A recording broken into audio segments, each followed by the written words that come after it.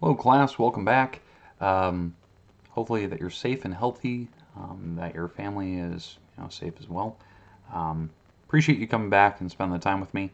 We're gonna kind of jump into things here. I'm trying out some new technologies, so I'm hoping that this will work out. If you don't like it, if there's things you want me to change, let me know. This is again, I'm experimenting with some of the technologies I have available to me. As you can tell, you're in my house here. It's kind of strange, but that is a little more personable than just kind of me and my iPad and you just hearing my voice. As you can tell, this is my spare bedroom and my dog's sitting right here sleeping. So let's just kind of jump into it. We'll still use the iPad. I think that's still important that you get to see work and whatnot. And I'm going to still stick with the same kind of format that we've been doing here. So let's jump right into it. Okay, so what you're looking at here is kind of um, the Google form. That's kind of our topic today, and we're in part 3, week 3. And so I want to go through some of those answers. And we're still dealing with small, purchase loans, simple interest loans, and dealing with principal, interest rates, and all that, and the formula that you see here in front of you. So you have the principal that you're borrowing, the money that you need, times the rate that the bank will give you for that loan, and then times the time that you'd like to take to pay that loan back. So you can stretch it out however long. I hear that the new norm for loans, simple interest loans, goes out to 7 years now, not just 6. I don't recommend that. The less years that you borrow money for, the less money you'll pay in extra cash. That's the interest that you're going to pay.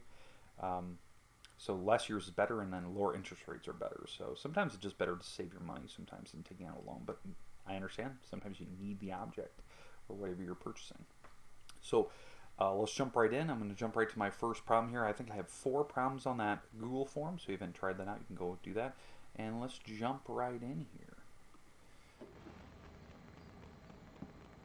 Okay, so the first problem here that we have is a refrigerator that we're purchasing.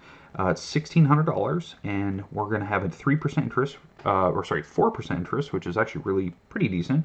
And then we're going to go for a 3-year loan. So you're going to see kind of the extra money that we're purchasing and all that good stuff, or the extra money that you're going to have to pay.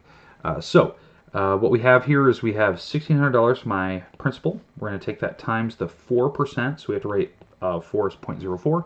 Then we're going to take it times the 3 years. Now, what this is going to give me is the extra money that I'm paying the bank to take out this loan today. It's not going to cost me $1,600 for this refrigerator. It'll cost me extra. And not even in taxes. It's going to cost extra money to take out this loan for the bank. So if you have to consider like taxes and things for for that purchase, you have to add that in before you take out your loan, or maybe you're going to pay that in cash before you take out the loan. So keep that in mind. You don't have to, but so $1,600. We're going to take that times 0.04 and then times 3. And so the extra money that's happening here is $192. So we're going to pay an extra $192 to take out this loan today to have the object today. So the total that we're going to spend on this refrigerator is the $1,600 refrigerator plus the $192. So 1,600 plus the 192, we're getting 1,792. Let's see if there we go. Wow, that was really messy. Apologies. 1,792. Okay, my iPad does not want me to write that. Okay, so that's the first one here. It's one of those things that a lot of people don't think about when you're taking out a loan for something, is that you're gonna have to pay extra. I mean, the bank has to make money somehow. I know that doesn't seem right, that you need an object and then you're paying extra for it to get it now, but it's one of those things like you have the option of saving for it, which would pay no extra, or you can take out a loan and get it today because maybe you need the object. Maybe the refrigerator is essential, which probably is. But you're paying an extra $192 for that. That's quite a bit of money just to get it today, now. But I understand, and the big thing is I want you to consider is how many years you're going to borrow the money for, so that you can pay it back responsibly, and then what the interest rate is, because maybe your credit score isn't very good, so maybe you don't want to take out that loan because maybe the interest rate is too high. We saw that with the mortgages. If you had a 12% interest rate, some of those homes were going for like 2.5 mil when it was a $100,000 home. It doesn't make sense. So it's one of those things you do have to seriously consider. The less years, the better as well. Okay, let's jump right in. And let's go to the MacBook Air. So maybe you need a computer for school or college or whatever you're going to do next. And so it's $899. That's pretty much the price right now for MacBook Air. And you're going for a 2-year loan, and then you're going for 3.5% interest. So $899 times 0.035, because again, I always have to move the decimal over 2 spots. That's how interest works. And then we take it times 2. We're going for 2 years, which is a good thing. This is a good interest rate, which I consider good. Lower, better, and then really good for years. You're going for 2 years. So now $899 times 0.035 and then times 2. So the extra money you're going to pay is $62.93. Not bad. I don't consider that a bad loan. So you're going to pay an extra $62 to have it today, and that's over the life of the whole loan. So your total that you're going to pay for this MacBook to have it 2 days, $899 plus $62.93. So you're going to pay $961.93. Again, my MacBook does not want me to write that. 0.93. That's so weird why it doesn't want me to write that. Okay. Now, the big thing is that I haven't really, went through with you other than doing with mortgages is like, what would your payments be, right? You know that you're going to pay $961 for this MacBook. But what would you pay per month? Because obviously that's what a loan is. You have to pay it back once per month until, the number of years is up. So we're going to pay for 2 years. So that's 24 payments, right? That's 2 years of 1 month, payments. So what you do is you take the 900, so you see my calculator here, so you're taking 961.93, and then you're going to divide by 12.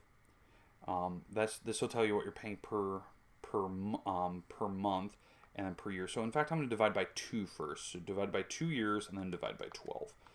So I'm paying $40. So if I took the 961.93 and I divide by 2, that's what I pay per year, and then divide by 12 per month, it's telling me that I'm going to pay a total of $40.08 per month to pay this off. If you can't afford $40 payment, maybe this isn't a loan you want to take out. Maybe this is too expensive of a computer, so maybe you want to go look on the Windows side of things. Not saying that Windows are always cheaper. It's just there's there's a lot of computers out there that are significantly less than this, but maybe one in Apple. So it's one of those things like, research. Maybe you don't need to buy new. Maybe you can buy refurbished or used. That's always a good thing because Macs always hold their value well, and they hold their software holds up long term. So, but yeah, again, this is $40 a month for 2 years. Maybe that's something you want to consider. Maybe you can afford that. But let's jump right in. Okay, so college textbooks. So I know some of you are kind of looking at going to college in the fall here. So this is something you have to consider, that this is a realistic thing that, my first my first semester of college, I had to pay $800 in books. Significantly, number of years ago, but the idea was that was used books. I didn't buy new. I bought used books, and that was $800. I was taking a lot of credit load that first semester. But $600, that could be a realistic thing for you. But we're going for 1 year because obviously you want to pay it back by the end of the year, and we're going 5% interest because maybe you don't have that type of cash on you. So the idea is that you're taking $600 times 5%, so 0.05, and then times 1 year. 5% isn't the greatest loan. It's kind of higher percent, but you're going 1 year, which actually does help. So $600 times 0.05 times 1. So we're paying an extra $30 to take out this loan. So your total that you're going to pay for your books here is $630 over 1 year. Now again, remember, you have to buy new books in the next semester. So really, we should have done a half a year. But if you're thinking about $630 over 12 months, you're paying $52.50 per month to pay off those books. That's more than the MacBook because you're trying to pay it back in 1 year. So keep that in mind. This is where it kind of adds up a little bit. So you got to really consider, you guys have the luxury of that. You can go to Amazon, you can go to go to other websites that allow you to get these books in different formats. You could possibly get the book through the local library for free, because I know that they can check out books to you. These are things to seriously explore when you're going into college, because maybe you don't need the textbook every single day. Now, again, I would not, especially in a college setting, I wouldn't trust that the library always has a copy of it, because other people are in that class with you, especially if you're going to a bigger university. So that might be something to seriously consider. All right, last problem here, and we'll jump right into it. So we have a truck. You need a vehicle. Maybe that's a part of your job, that you need a truck to do your work. So we're going to buy kind of an expensive vehicle. Maybe this is your first vehicle. I consider that kind of expensive for a college kid or a high school kid. $7,600. We're going to take that times 0.043% interest, and we're going for a 4-year loan. So we're going up quite a few years. So we're going to pay 4%. It's not bad. It's not great, but we're going 4 years. So this will significantly, affect our price of our truck in the long run. So the extra money we're going to pay, $7,600 times 0.043, and then we're going to take it times 4 years. So we're paying an extra, mind you, this is the extra money, $1,307.40. That is the extra cash, because you went 4 years on 4%, and that's an expensive vehicle. So that means the total you're paying for this truck is $7,600 plus the $1,307.40. So 76 plus the 1,307.4, and we're getting a total of $8,907.40 for this vehicle. That's a lot. Again, this is something that maybe realistically you have to think about, that maybe you don't want to pay $8,900.07, or sorry, $8,907.40 for that pickup.